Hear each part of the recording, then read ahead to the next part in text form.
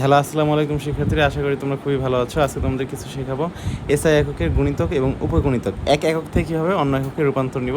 তবে তোমাদের জন্য একটি সুখবর রয়েছে। আমি একটি প্রশ্ন রেখেছি যেটার উত্তর দিতে হলে তোমরা 100 টাকা মোবাইল রিচার্জ অথবা বিকাশ সেন্ড মানি জিততে পারো, ঠিক আছে? অ্যান্ড এসআই এককের কয়েকটি গুণিতক হচ্ছে কি ডেকা, হেক্টো, কিলো, মেগা, গিগা, টেরা, পেটা, এক্সা। আর কয়েকটা উপগণিতক হচ্ছে ডেসি, সেন্টি, মিলি, মাইক্রো, ন্যানো, পিকো, ফেমটো, অ্যাটো। এখন তোমাদেরকে একটা প্রশ্ন দেখাতে চাই, সেটা হচ্ছে কি যে 5 পিকোমিটার সমান কত ফেমটোমিটার। পিকোমিটার এটা যেহেতু আগে উচ্চারণ হয়েছে, তাই পিকোর মানটা আগে লিখতে হবে। পিকোর মানটা হচ্ছে 10^12, আর ফেমটোর মানটা হচ্ছে কত 10^15। সেই জন্য আমি উপরে লিখেছি 10^12 আর নিচে লিখেছি 10^15। তাহলে এখানে যেহেতু 5 পিকোমিটার, সেজন্য 5 দ্বারা গুণ করছি। হিসাব করার পর আসছে এটা হচ্ছে 5 × 10⁻³ ফেমটোমিটার। আর আরেকটা আছে 3 টেরামিটার সমান কত ন্যানোমিটার। টেরা মানে কত?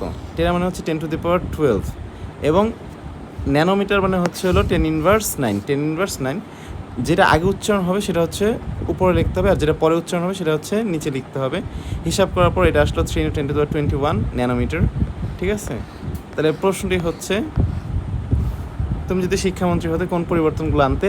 যার উত্তর সবচেয়ে ভালো হবে এরকম 3 জনকে আমি হচ্ছে 100 টাকা করে বিকাশ সেন্ড মানি করবো। আসসালামু আলাইকুম।